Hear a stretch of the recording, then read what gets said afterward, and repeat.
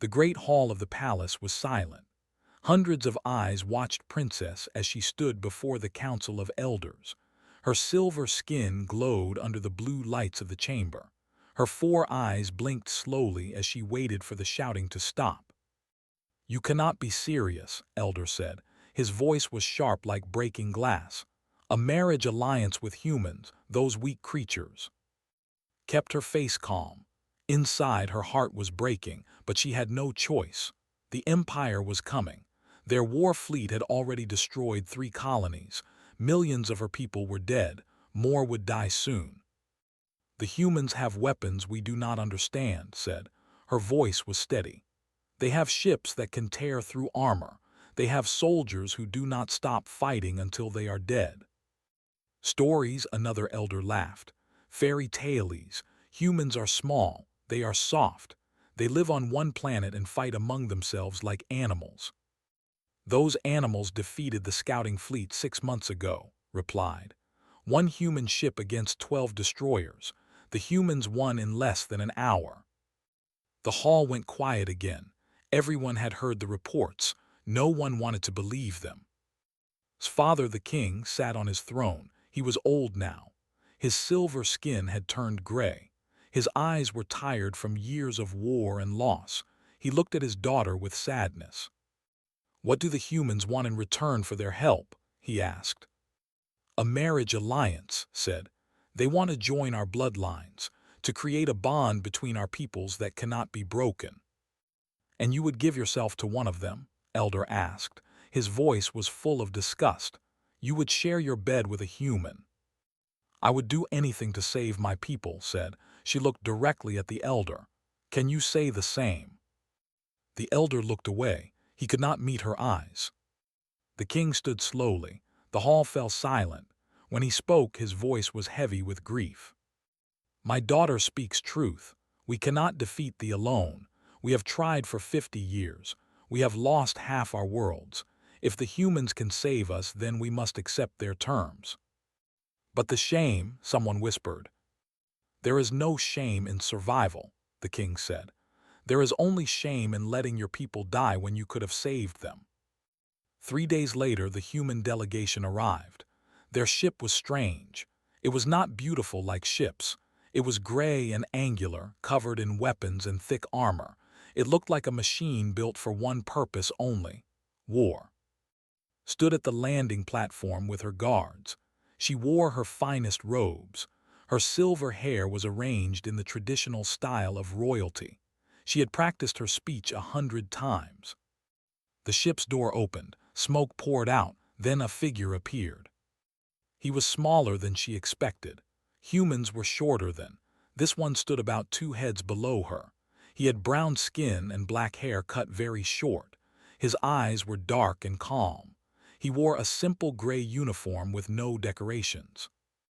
This was the man she would marry. This was the human soldier they had sent. "Princess," he said, his voice was soft. "My name is, I am honored to meet you." He bowed. It was not the bow. It was something from his own culture, but he had clearly practiced it. He was trying to show respect. Did not know what to feel. She had expected a monster, or a fool, or a brutal warrior covered in scars. Instead, she saw a quiet man with gentle eyes. "Welcome to our world," she said. "I hope your journey was peaceful." "It was," said. He looked around at the guards. They were all much taller than him. They carried weapons and wore armor. They looked at him like he was an insect. Did not seem to notice, or perhaps he did not care. "Your planet is beautiful," he said. "The purple forests remind me of a place on Earth. We call it Korea. I was born there." Blinked. She had not expected small talk. She had not expected him to notice the forests or speak about his home. "Thank you," she said. "Perhaps I can show you more of our world after the ceremony." "I would like that," said. He smiled. It was a small smile, but it was real. The wedding happened 1 week later. It was a simple ceremony. The elders refused to attend. They sent gifts but stayed away. They did not want to watch their princess marry a human. Did not care. She stood in the temple and spoke the ancient words. She held his hand. His skin was warm. Humans ran hotter than she could feel his pulse through his fingers. It was steady and calm. When the ceremony ended, they were husband and wife. Looked at the human who now shared her life. He looked back at her with those quiet eyes.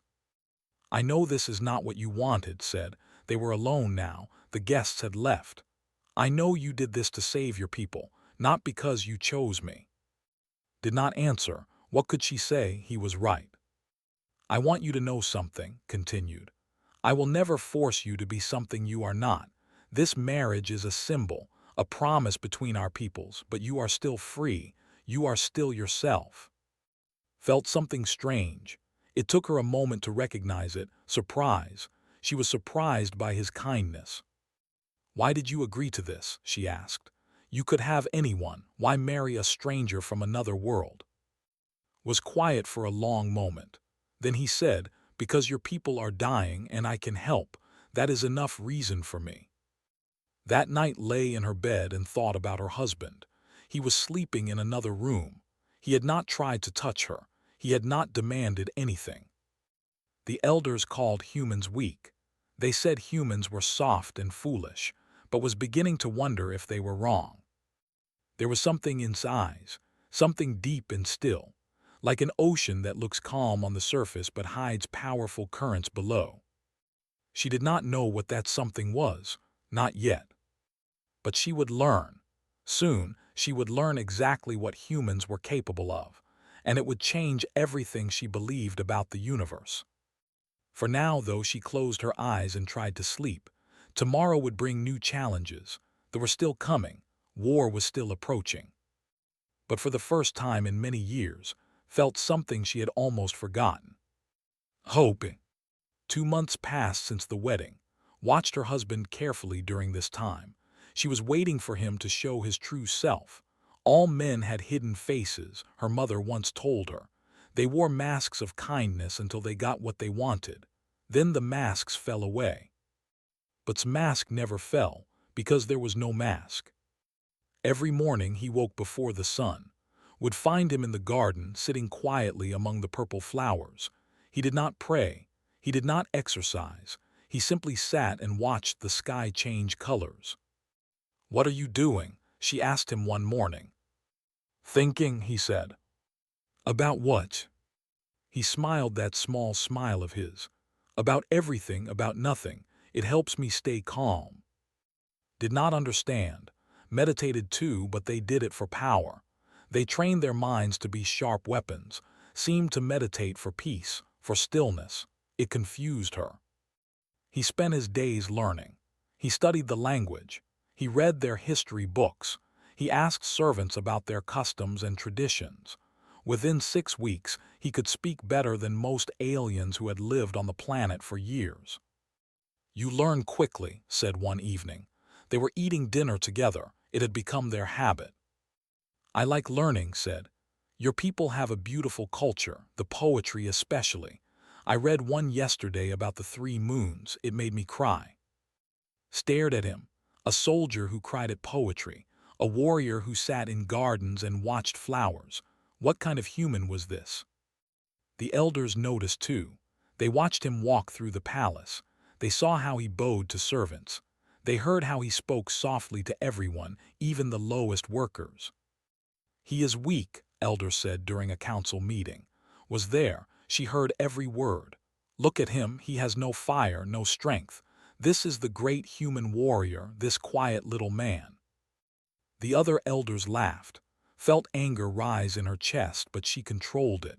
She did not know why she felt angry, was not her real husband. Their marriage was political. She should not care what the elders said. But she did care, and she did not understand why. One day, decided to test her husband. She took him to the training grounds where soldiers practice combat. The soldiers were tall and strong. Their silver bodies moved like water as they fought with staffs and blades. Would you like to try? Asked. She wanted to see what he could do. Watched the soldiers for a long moment, then he shook his head. No thank you, they are very skilled. I would only embarrass myself. Felt disappointment. The elders were right, he was weak. But then something strange happened. One of the soldiers, a young male named, walked over to them. He was tall and proud. He looked down with obvious disgust. "So this is the human," said, "the great warrior who will save us all." He laughed. "You are so small, I could break you with one hand." Looked up at the soldier. His face did not change. His eyes remained calm. "Perhaps you could," said. "I am not very impressive." Laughed louder. "At least you know your place, little human." He turned to, "Princess, why did you marry this creature? He is nothing, less than nothing." Opened her mouth to respond, but spoke first. "You are right," he said. His voice was still soft, still calm. "I am nothing special, but I would ask you not to speak to my wife with such disrespect. She is your princess. She deserves better." The training ground went silent. Everyone stopped to watch. His face twisted with anger. "You dare lecture me? You are an insect. I should crush you right now." Stood very still. His hands were at his sides. He did not raise them. He did not step back. "If that would make you feel better," he said, "then do it. But please apologize to the princess first." Moved, he was fast. His hand shot towards throat. What happened next was so quick that almost missed it, shifted slightly, just a tiny movement. Hand grabbed empty air. The soldier stumbled forward off balance. Caught him gently, like catching a falling child. "Careful," said, "the ground here is uneven." He released and stepped back. His face was still calm. His breathing had not changed. Stared at him, his face was red with shame. He had attacked and the human had not even fought back. He had just moved like it was nothing. "We should go," said Tu. "I think we have seen enough training for today." They walked away. Behind them heard the soldiers whispering. She heard cursing, but she did not look back. That night she found in the garden again. He was looking at the stars. "What happened today?" she asked. "At the training ground you moved so fast." "Did I?" said. "I did not notice." Sat down next to him. For the first time she looked at him differently, not as a weak creature, not as a political tool, but as a mystery. "Why did you not fight back?" she asked. "He attacked you, you could have hurt him." Was quiet for a long moment. When he spoke, his voice was soft. "What would that prove? That I can hurt people. I already know that. I do not need to prove it to anyone." "But he insulted you. He called you nothing." "Words are just words," said. "They only have power if you give them power. I have been called worse things by worse people." Studied his face. The starlight made his brown skin glow. His eyes reflected the 3 moons. "What are you?" she asked. "Really, what are you?" Turned to look at her, and for just a moment saw something in his eyes, something deep, something old, something that made her skin go cold. Then it was gone. He smiled his gentle smile. "I am just a man," he said, "a simple man who wants to help." But knew he was lying, not about wanting to help, that part was true, but about being simple, about being just a man. No, there was something more, something hidden beneath that calm surface. She did not press him. She was not sure she wanted to know the truth. Not yet. Instead, they sat together in the garden and watched the stars. They did not speak. They did not need to. Somewhere in space, the fleet was moving closer. War was coming. Death was coming. But in that moment, there was only peace, only stillness, only a princess and her strange, quiet husband sitting together under alien moons. Was beginning to feel something for him. She did not have a name for it yet. It was not love. It was something else. Something like respect. Something like curiosity. Something like the beginning of understanding. She did not know it yet, but that understanding would soon be complete. The war would show her exactly who really was. And nothing would ever be the same again. The alarms woke in the middle of the night. Red lights flashed in her room. The sound was loud and sharp like screaming metal. She jumped from her bed and ran to the window. What she saw made her blood turn cold. The sky was burning. Warships filled the darkness above the city. There were hundreds of them, maybe thousands. Their black hulls blocked out the stars. Their weapons glowed with orange fire. The invasion had begun. Dressed quickly and ran through the palace. Servants rushed past her in panic. Soldiers shouted orders. Somewhere a child was crying. She found her father in the war room. The old king stood before a holographic map of the planet. His face was gray. His hands were shaking. "How many ships?" asked. 3,000, her father said. His voice was hollow. They brought their entire fleet. Felt sick. They had maybe 200 warships. They were outnumbered 15 to 1. "What about the humans?" she asked. "Where are their ships?" "They are coming," her father said. "But they are 3 days away. We sent the emergency signal, but—" He did not finish. He did not need to. 3 days was too long. They would destroy everything by then. The next hours were chaos. Landing ships fell from the sky like rain. Enemy soldiers poured onto the streets. The sound of battle filled the air. Screams, explosions, the terrible sound of buildings collapsing. Wanted to fight. She had trained with weapons since childhood, but her father forbade it. "You are the heir," he said. "If I die, you must lead our people. You cannot risk yourself." So stayed in the palace and watched the battle through screens. She watched her soldiers die. She watched her city burn. They fought bravely. They always fought bravely. But they were losing. There were too many, too strong, too cruel. By morning, half the city was gone. By evening, they had surrounded the palace. General, the commander of the royal guard, gave her report. Her silver armor was covered in blood. Her left arm hung broken at her side. "We cannot hold them," said. "They will break through the gates by tomorrow, maybe sooner." "What do we do?" asked. Looked at the floor. "We die with honor. That is all we can do."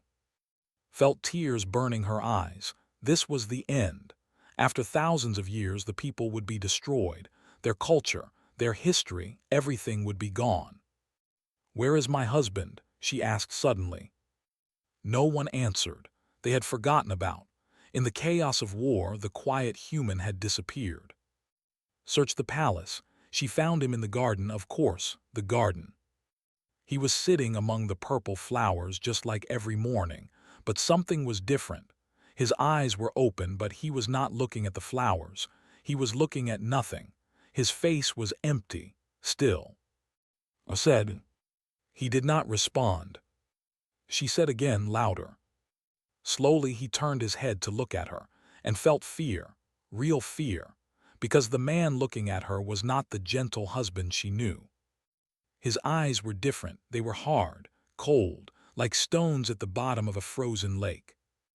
"How many dead?" he asked. His voice was flat, no emotion. "I do not know," said. "Thousands, maybe more." Nodded slowly. "And the enemy?" "They have surrounded the palace. They will attack tomorrow." Stood up. His movements were different now, sharp, precise, like a machine coming to life. "May I handle this?" he asked. Did not understand. "What do you mean, handle what?" "The enemy," said. "May I remove them?" Stared at him, one man against 3,000 ships, against millions of soldiers. It was madness. She said carefully, "I know you want to help, but this is impossible, even for a human. You cannot fight an army alone." Looked at her. Something moved behind his eyes, something old and terrible. "With respect, my wife," he said, "you do not know what I can do." He walked past her toward the palace, followed. In the war room, the generals were arguing. They stopped when entered. Elder laughed bitterly. "The human," he said. "Have you come to watch us die, or do you have a plan to save us with your human magic?" Ignored him. He walked to the holographic map and studied it carefully. "How many soldiers around the palace?" he asked. General answered, "Approximately 50,000, with more arriving every hour." "And their commander?" "On that ship," pointed to a large warship hovering over the city. "The flagship. It controls their entire fleet." Nodded. "If I destroy the flagship, will the other ships leave?" Everyone stared at him. "Destroy the flagship," said. "It has shields that can stop nuclear weapons. It is impossible to destroy." "You did not answer my question," said. "If I destroy it, will the others leave?" Hesitated. "Yes, the follow strength. If their leader dies, they will run. But that does not matter. You cannot destroy it. No one can." Turned to the king. The old man looked at the human with tired eyes. "Your Majesty," said, "I ask your permission to defend your people." The king was silent for a long moment. Then he spoke. "You are my daughter's husband. You are part of our family. You do not need permission. Do what you must." Bowed, it was the bow this time, perfect, respectful. Then he turned and walked toward the door. "Wait," called. She ran to him. "What are you going to do? You cannot go out there alone. You will die." Looked at her, and for one moment the coldness in his eyes softened. "Do you remember what you asked me?" he said. "You asked what I really am." Nodded. Reached up and touched her face. His hand was warm, gentle. "I am something your people have never seen," he said. "I am something they have never faced. I am human." He turned and walked away. Watched him go. She wanted to stop him. She wanted to tell him to stay, but something held her back. Something in his voice. Something in his eyes. Something that told her the universe was about to change. She ran to the highest tower of the palace. From there she could see the entire city, the burning buildings, the enemy ships, the armies of waiting to kill her people. And there, walking through the palace gates alone, was her husband. He was so small, so human, so obviously weak. But as watched him walk toward 50,000 enemies, she felt something strange. She felt afraid. Not for him. For them. Watch from the tower as walked through the gates. The soldiers tried to stop him. He walked past them like they were not there. The streets of the city were filled with rubble. Bodies lay everywhere, and the smell of smoke and death hung in the air. Walked through it all. He did not run. He did not hide. He walked straight toward the enemy lines. They saw him coming. Thousands of soldiers turned to look at the small figure approaching them. They were huge creatures, 3 meters tall, 4 arms, skin like black rock. They had conquered 100 worlds. They feared nothing. One of them laughed. The sound was like grinding stones. "Look," the soldier said. "A human, a tiny human coming to fight us. Does it want to die?" More laughter. They raised their weapons. Plasma rifles, energy blades, tools of destruction that had ended millions of lives. Stopped. He was 50 meters from the enemy line. He stood there, small and alone, looking at the army before him. Then he did something strange. He closed his eyes. He took a deep breath. His hands hung loose at his sides. From the tower watched. She wanted to scream. She wanted to tell him to run, but her voice would not work. The commander raised his hand. "Kill the insect," he ordered. 100 rifles fired at once. Plasma bolts flew toward, each one hot enough to melt steel. They hit nothing. Was not there anymore. He was behind the line. Did not see him move. No one did. One moment he was standing in front of the army. The next moment he was behind them, like he had teleported, like he had walked through space itself. For one heartbeat, nothing happened. They did not understand. Their tiny brains could not process what they had seen. Then the screaming started. Moved, that was the only word for it. He moved. But it was not like any movement had ever seen. He flowed through the army like water through stones. Everywhere he passed, enemies fell. He had no weapons. He did not need them. His hands were enough. His feet were enough. He struck and soldiers died. He kicked and bodies flew through the air. Swung a massive blade at his head, caught it with 2 fingers. He snapped the blade like it was made of paper. Then he put his palm on the soldier's chest and pushed. The soldier flew backward. He crashed through 3 other. He crashed through a building. He kept going until he hit a wall half a kilometer away. From one touch, one gentle push. The started shooting at. Plasma bolts filled the air. Energy beams sliced through the smoke. Dodged them all. He moved between the bolts like he could see them in slow motion, like time itself was moving differently for him. He grabbed a rifle and broke it in half. He took the pieces and threw them. 2 soldiers fell, dead before they hit the ground. Watched from the tower. Her 4 eyes could not process what she was seeing. Her mind refused to believe it. One human, one tiny human killing an army. The commander started shouting orders. Kill him, he is just one creature, kill him. But they could not even touch him, moved through them like a ghost, like a god of death walking among mortals. He reached the commander, the huge raised his weapon. What are you? He screamed. What are you? Looked up at him, his eyes were cold, empty. There was no anger in them, no hatred, just purpose. I am a soldier, said, and you hurt my wife's people. He struck. The commander's head flew from his body. The others saw their leader die. Fear spread through them like disease. They started running. The greatest warriors in the galaxy, running from one small human. Did not let them run. He chased them through the streets. He killed them in the rubble. He found them hiding in buildings and ended them with his bare hands. In the palace, the watched through screens. No one spoke. No one breathed. They watched as one human destroyed an army of 50,000. Elder fell to his knees. His face was white with terror. What is that thing? He whispered. That is not a human. That is a demon, a monster. Did not answer. She could not speak. After the ground forces were gone, looked up at the sky. The flagship hovered there, protected by shields that could stop nuclear weapons. Jumped. He jumped so high that he became a small dot against the dark ship. Then he hit the shield. The shield flickered, it cracked, it shattered.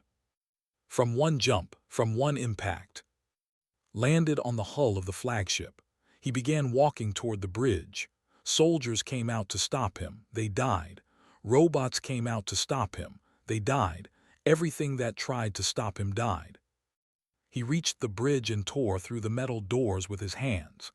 Inside, the ship's officers stared at him in horror. Leave this system, said. His voice was calm, quiet. Leave and never return, or I will destroy every ship in your fleet. The officers did not argue. They did not fight. They ran to their controls and started the retreat. Within an hour, the entire fleet was gone. 3,000 ships fleeing from one man. Walked back to the palace. The sun was rising. Orange light spread across the ruined city. Bodies lay everywhere. The smell of death was thick. But they were alive. Their palace was standing. Their princess was safe. Walked through the gates. The soldiers who had tried to stop him before now fell to their knees. They bowed their heads. They did not look at him. They were afraid. Everyone was afraid. Ran down from the tower. She pushed through the crowds. She had to reach him. She had to understand. She found him in the garden. Of course, the garden. He was sitting among the purple flowers. His clothes were torn. His hands were covered in blood, but his face was calm, peaceful. She said. He looked up at her, and his eyes were gentle again. The coldness was gone. He was her quiet husband once more. Are you hurt? He asked. Are you safe? Stared at him. She had just watched him kill 50,000 soldiers. She had watched him break a starship with his bare hands, and his first words were about her safety. What are you? She whispered. Looked at his bloody hands. For a long moment he did not speak. I told you, he finally said. I am just a man, a simple man who wanted to help. But now knew the truth. There was nothing simple about him. There was nothing simple about any human. They looked weak. They looked soft. They were kind and gentle and quiet. But when someone hurt the people they loved, they became something else. They became fury. They became death. They became the most terrifying force in the universe. Sat down next to her husband. She took his bloody hand in hers. Thank you, she said. smiled his small smile. "You are welcome, my wife." They sat together as the sun rose. Around them the city was in ruins, but it would rebuild, it would survive. Because of one human, one quiet, gentle, terrifying human.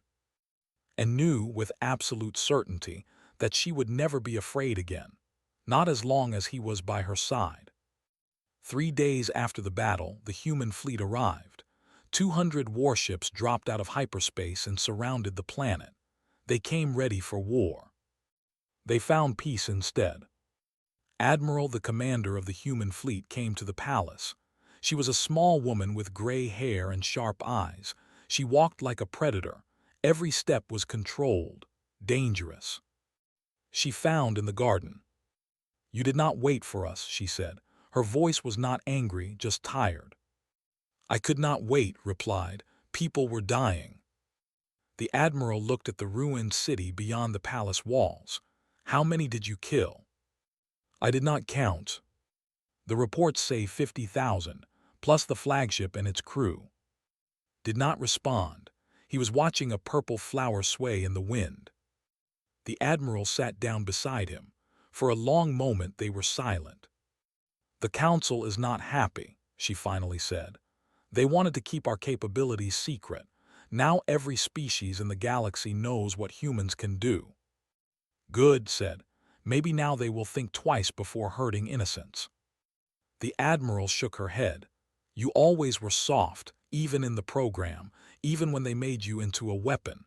You never stopped being kind." She stood up and walked away. "The council will want to speak with you when you are ready." Nodded but did not move. He stayed in the garden as the sun crossed the sky.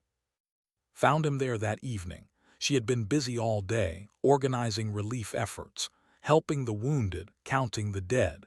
There was so much to do, so much pain to process. But she needed to see him. She needed to understand. "May I sit with you?" she asked. "Move to make room, please." They sat together in silence. The 3 moons were rising. Their light painted the garden silver and blue. The human admiral said, "She mentioned a program. She said they made you into a weapon." His jaw tightened. "Yes." "What did she mean?" For a long time did not answer. When he spoke his voice was heavy, old. "Humans are not naturally strong," he said. "Not like me. Our species is soft, like your elders said. We are small. We are weak. On Earth, we were not the fastest animals or the strongest. We survived because we were smart, because we worked together." He paused. His eyes were distant, lost in memory. But there were people who wanted more. They wanted to make humans stronger, faster, better, so they created a program. They took children with certain genetic markers. They trained them, changed them, turned them into something new. "Changed them how?" asked. "Drugs, surgery, gene modifications, years of brutal training. Most of us died, only a few survived." His voice cracked slightly. "I was one of the lucky ones." Felt cold. "They did this to children." "Yes, I was 4 years old when they took me. I do not remember my parents. I do not remember my home. I only remember the facility, the tests, the pain." Tears burned eyes. She had watched this man kill 50,000 soldiers. She had seen him break a starship with his bare hands. And now she learned that he was a victim too. A child who had been stolen and tortured into becoming a weapon. "I am sorry," she whispered.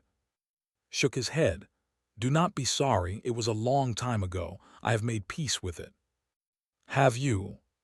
He looked at her. His eyes were soft, sad. "No, not really, but I try."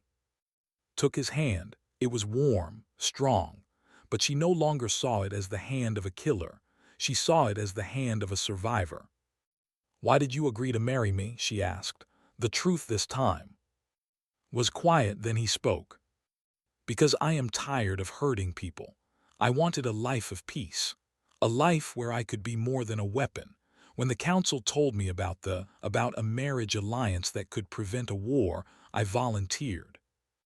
But there was a war anyway. Yes, but not because of us. They chose violence. I just ended it." Squeezed his hand. You did more than end it, you saved us, all of us. Smiled, but there was pain in that smile. That is what I am for, what I was made for, protecting people, ending threats. I am very good at it. But you do not enjoy it. No, I hate it. Every time I fight, I feel like I am losing something, something human, something good. They sat in silence as the moons rose higher. The garden was peaceful, beautiful. Hard to believe that just days ago, death had walked these streets. What will happen now? Asked. I do not know, the council will decide. They may take me away, send me to another war, another planet that needs saving. Felt her heart tighten. And if they do not, if they let you stay? Turned to look at her. His eyes were hopeful, afraid, human. Then I would like to stay here, with you, if you will have me. Did not answer with words. She leaned forward and pressed her lips to his.